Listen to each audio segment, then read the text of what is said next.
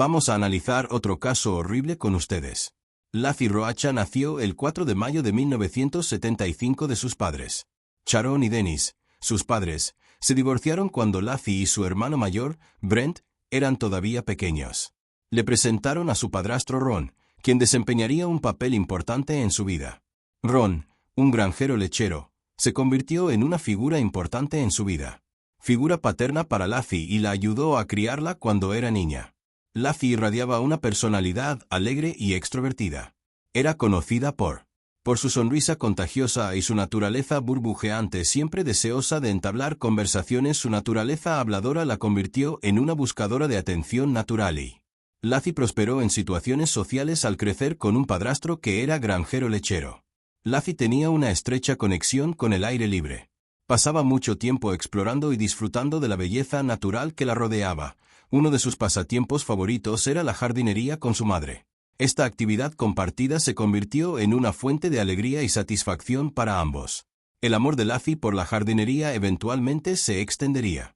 Laffy asistió a la escuela secundaria Thomas Downey cuando era adolescente y fue una animadora. Su papel como animadora le venía como anillo al dedo, ya que le permitía mostrar su personalidad extrovertida y alegre. Dejó una huella imborrable.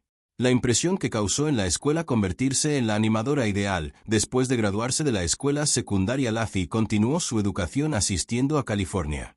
En la Universidad Politécnica, cursó una licenciatura en horticultura ornamental, debido a su interés por las plantas y la vida silvestre la llevó a especializarse en este campo durante su tiempo en Cal Poly. Laffy pasó una cantidad significativa de tiempo visitando a una de sus amigas que trabajaba en un restaurante en Morro Bay. Fue allí donde conoció a Scott Peterson. Laffy, compañera de trabajo de su amiga, se sintió inmediatamente atraída por Scott y quedó prendada de él, decidida a dar el primer paso. Laffy decidió darle su número de teléfono a Scott.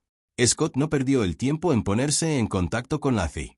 La llamó y, para su sorpresa, congeniaron en su primera conversación.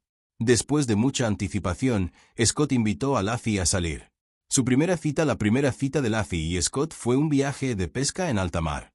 Desafortunadamente, las cosas no salieron como Laffy esperaba, ya que se mareó. Durante la salida, a pesar del desastroso comienzo, Laffy y Scott continuaron viéndose y su relación se hizo más fuerte. Su relación se volvió seria con el tiempo y decidieron mudarse juntos antes de conocer a Laffy Scott, quien había soñado con dedicarse a una carrera. Sin embargo, a medida que su relación avanzaba, sus prioridades cambiaron y decidió centrarse en un negocio. En 1997, Laffy se graduó de Cal Poly y Scott se graduó al año siguiente. Su graduación marcó el comienzo de un nuevo capítulo en sus vidas, con un futuro aparentemente lleno de un sinfín de posibilidades. El 9 de agosto de 1997, Laffy y Scott intercambiaron votos en el Valle de Ayla del Condado de San Luis Obispo. Un entorno pintoresco en un hermoso resort proporcionó el telón de fondo perfecto para su día especial. Rodeados de sus seres queridos, celebraron su amor y declararon su compromiso mutuo. Una vez casados, Laffy y Scott se embarcaron en una nueva aventura empresarial abriendo un bar deportivo llamado The Sack.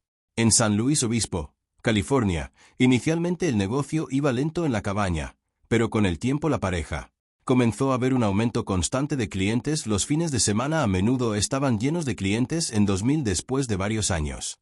Debido al éxito de la operación, Laffy y Scott tomaron la difícil decisión de vender la cabaña mientras el bar les había proporcionado con una buena fuente de ingresos. Decidieron que era hora de seguir adelante y explorar nuevas oportunidades después de considerar cuidadosamente sus opciones. Laffy y Scott finalizaron la venta de la cabaña y se mudaron a Modesto, California, la ciudad natal de Lassie.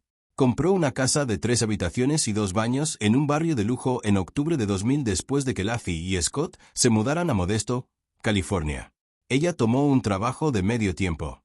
Por otro lado, Scott trabajaba como profesor sustituto en una sucursal de una empresa europea de fertilizantes.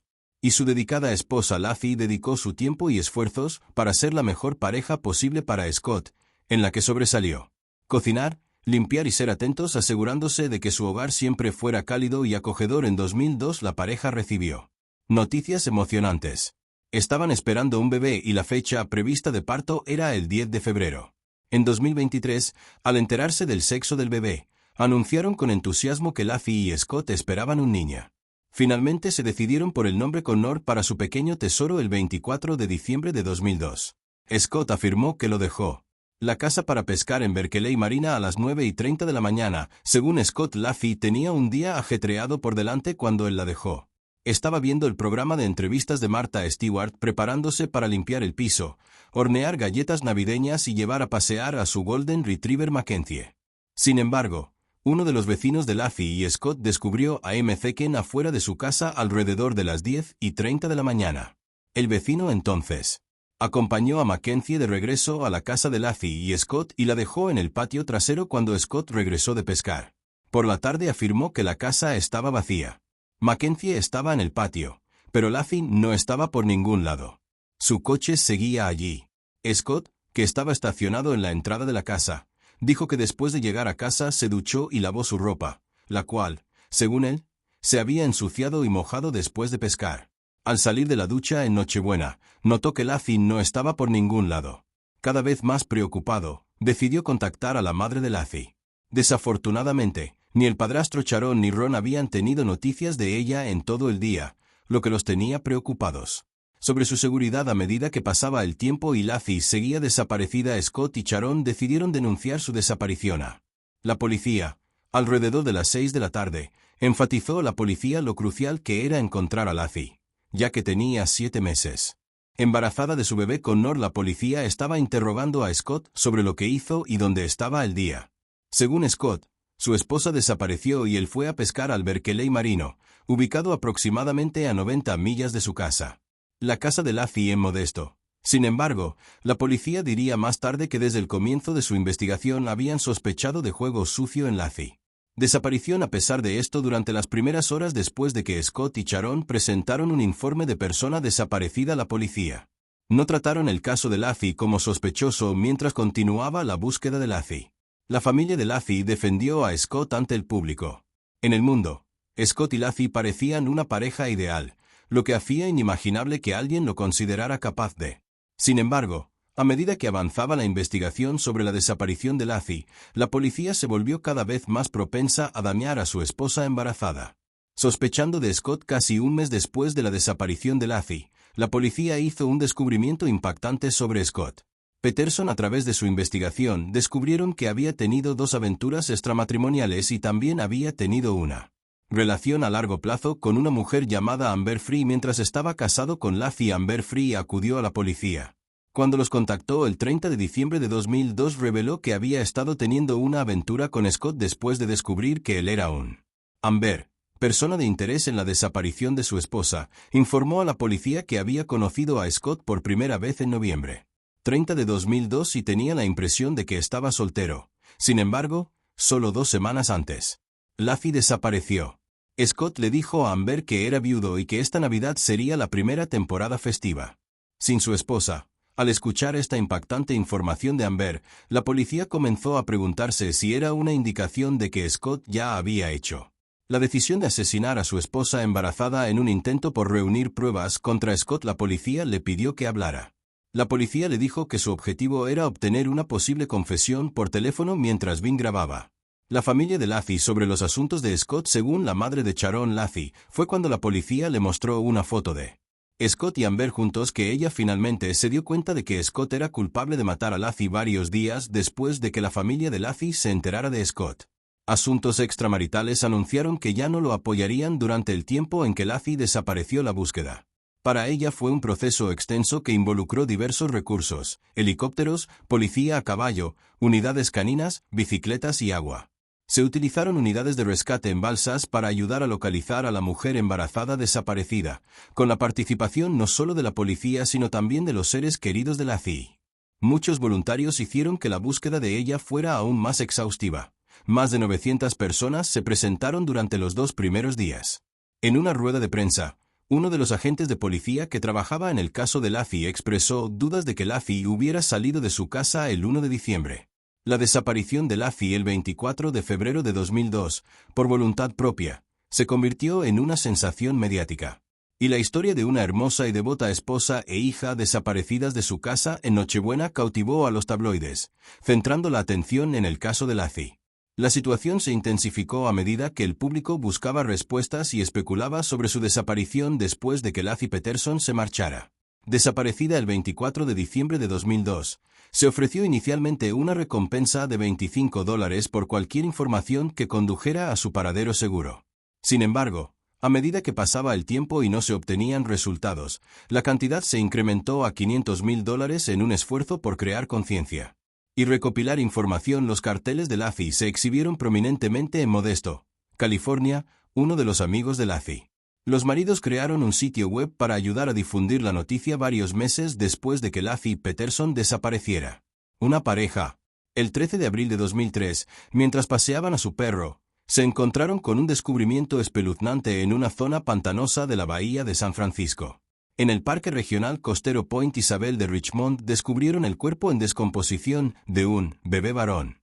Al día siguiente, otra persona encontró el cuerpo de una mujer embarazada en la orilla del lado oeste de la bahía. Estaba aproximadamente a 1 milla de distancia de donde se encontró al bebé el 18 de abril de 2003.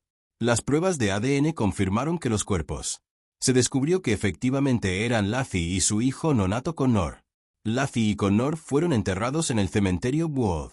La prensa revelaría más tarde que durante la autopsia el médico forense encontró 1,5 vueltas de cinta de nylon alrededor del bebé, el cuello y un corte significativo en su cuerpo. Según el médico forense, Laci tenía 2 costillas fracturadas en la parte superior. El torso había sido vaciado de órganos internos y le faltaban la cabeza y las extremidades. Durante la autopsia, el médico forense determinó que el bebé murió fue expulsado del útero y del cuerpo de Laci después de su muerte. Agentes del FBI y oficiales de la policía de Modesto. El departamento realizó un registro en las residencias de Scott y Laci buscando cualquier evidencia de su participación en el caso de Laci. Desaparición. Esta búsqueda reveló varias pistas intrigantes, incluyendo un mechón de cabello encontrado en los alicates de Scott que guardaba en su barco de pesca el FBI. Se obtuvo una muestra de ADN del cabello y se realizó un análisis adicional. Se encontró que Laci coincidía, además de la. El FBI también realizó un registro en su casa y examinó minuciosamente el camión y el almacén de Scott. Buscaron cualquier evidencia potencial que vinculara a Scott con Laci. Desaparición. Además, el FBI registró el barco de Scott donde descubrieron un ancla casera según. Para Scott, el anclaje se hizo usando una bolsa de concreto de 90 libras que usó para reparar su entrada de auto. Sin embargo, el Estado. Creían que Scott había fabricado 5 anclas y había usado 4 de ellas para hundir el cuerpo de Laci en la bahía de San Francisco. Los cuerpos descubiertos en la bahía de San Francisco fueron identificados posteriormente como Laci y Connor en este trágico descubrimiento. Lo que llevó a la policía a arrestar a Scott cerca del campo de golf. Lo que levantó las cejas fue el cambio notable en Scott. Apariencia. Cuando fue arrestado, su cabello, normalmente castaño oscuro, ahora era rubio. Además, el vehículo de Scott estaba lleno. Entre los artículos encontrados había $115,000 en efectivo, equipo de supervivencia y equipo de acampada. Además, la policía. Se descubrieron 4 teléfonos celulares y 2 licencias de conducir. Una licencia pertenecía a Scott, mientras que la otra estaba vinculada a su hermano. Esta evidencia sugiere que la policía dijo que Scott estaba intentando huir del estado. Sin embargo, el padre de Scott ofreció una explicación diferente para él. Licencia de conducir. Según el Scott había tomado prestada la licencia de su hermano para obtener un descuento en el campo de golf. En cuanto a la razón en la de Scott, el vehículo estaba repleto hasta el tope. Su padre afirmó que se debía a los medios de comunicación. Según se informa, Scott vivía en su coche en ese momento para evitar a los periodistas. Acampado frente a su casa. El juicio de Scott comenzó un año después de su arresto en junio de 2004. Durante los alegatos iniciales, el Estado presentó su caso al jurado afirmando que sabían que Scott había matado a Laci debido a su aventura con Amber Free. El Estado enfatizó que Scott comportamiento en los días anteriores y posteriores a que se informara de la desaparición de Laci, lo que puso de manifiesto las inconsistencias en su declaración a la policía el día en que Laci fue reportado como desaparecido. Scott, reportado como desaparecido, inicialmente le dijo a la policía que había estado pescando, pero luego les dijo a las personas que había estado jugando al golf. Además, el Estado señaló, en respuesta a la solicitud de Scott a la policía sobre si habían utilizado perros rastreadores de cadáveres para investigar un parque por donde se suponía que Laci iba a caminar. Su perro. La implicación de esta solicitud era que Scott ya estaba al tanto de la posible escena del crimen y estaba Tratando de encubrir sus huellas, los abogados defensores de Scott presentaron un argumento convincente en el tribunal. Durante sus declaraciones iniciales, su abogado argumentaron que el hecho de que Scott tuviera un historial de infidelidad a su esposa no lo hacía automáticamente culpable de su asesinato. Afirmaron que Scott sería culpable. No sacrificar toda su vida por alguien con quien solo tuvo 4 citas. Además, la defensa planteó la idea de que el cabello de Laci podría haber sido encontrados en el barco de Scott debido a una visita previa al puerto deportivo con Scott. Durante el juicio de Scott, 2 parientes de Laci testificó y dijo que Scott no mostró ninguna emoción durante el tiempo en que su esposa embarazada estuvo desaparecida. Un agente inmobiliario también testificó que Scott se le acercó en enero, un mes después de que Laci desapareciera mientras intentaba vender la casa de la pareja. Además, un vendedor testificó que Scott cambió el auto de Laci después de que ella desapareció al estado. Todo esto era evidencia de la culpabilidad de Scott. Amber Free subió al estrado de los testigos y habló ante el tribunal sobre su romance con Scott. El jurado escuchó la grabación secreta de la llamada telefónica.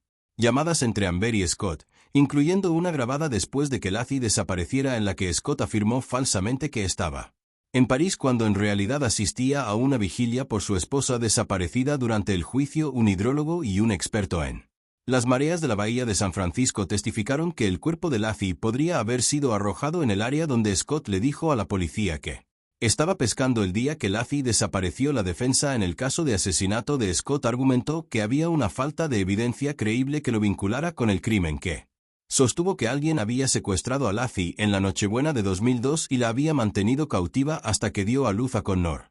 Posteriormente, el asesino se deshizo de ambos cuerpos en la bahía de San Francisco.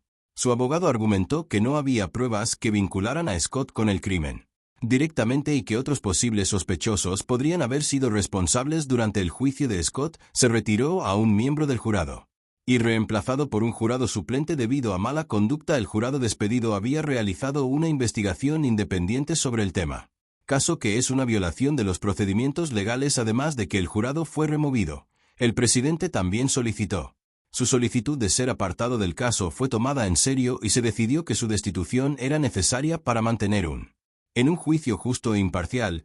El 12 de noviembre de 2004, un jurado en California declaró culpable a Scott de 2 cargos de asesinato. Los cargos fueron asesinato en primer grado por el asesinato de su esposa Laci y asesinato en segundo grado por el asesinato de su esposa Laci, el asesinato de su hijo nonato. El asesinato de Connor Laci en particular fue clasificado como asesinato en primer grado con circunstancias especiales debido a la implicación del feto en esta clasificación. Significó que Scott se enfrentó a la posibilidad de la pena de muerte después de ser declarado culpable de los asesinatos.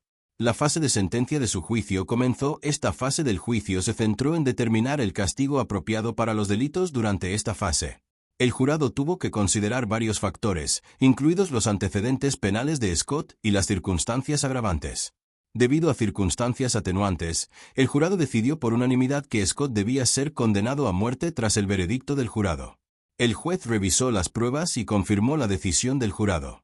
Determinó que el asesinato de Laci fue cruel, despiadado, insensible y cruel porque Scott era en el corredor de la muerte. Su sentencia fue apelada automáticamente.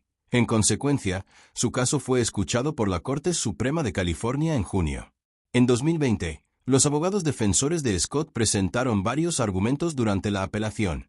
Argumentaron que los posibles jurados eran excusado indebidamente, que el juez del juicio permitió indebidamente que 2 jurados subieran al barco de Scott y que la moción para trasladar el juicio en otro condado debería haberse concedido debido a los resultados del cuestionario del jurado que mostraban que casi la mitad de los posibles jurados ya habían concluido.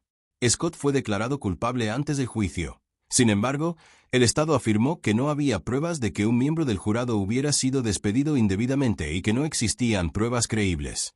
En agosto de 2020, la Corte Suprema de los Estados Unidos afirmó que ninguno de los 12 jurados que decidieron el destino de Scott fue imparcial.